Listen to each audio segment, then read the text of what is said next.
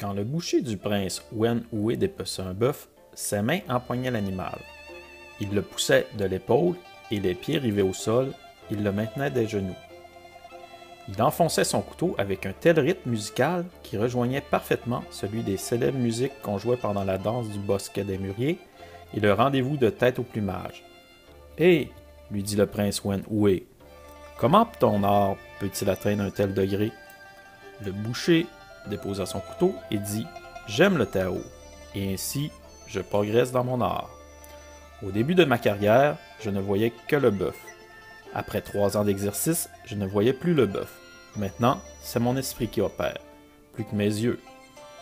Mes sens n'agissent plus, mais seulement mon esprit. Je connais la conformation naturelle du bœuf et ne m'attaque qu'aux interstices.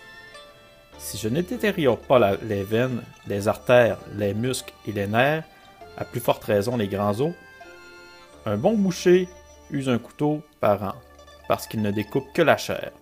Un boucher ordinaire use un couteau par mois, parce qu'il le brise sur les os. Le même couteau m'a servi depuis 19 ans. Il a dépelocé plusieurs milliers de bœufs, et son tranchant paraît toujours comme s'il était aiguisé de neuf.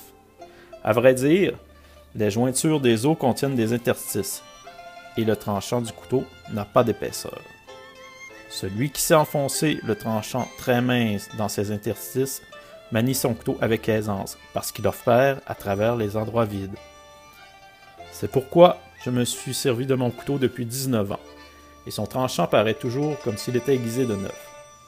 Chaque fois que j'ai découpé les jointures des os, je remarque des difficultés particulières à résoudre.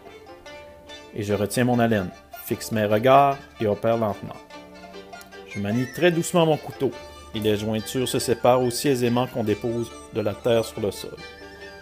Je retire mon couteau et me relève. Je regarde de tous les côtés et me divertis ici et là. Je remets alors mon couteau en bon état et le rentre dans son étui. « Très bien, dit le prince Wen Houé. Après avoir entendu les paroles du boucher, je saisis l'art de me conserver.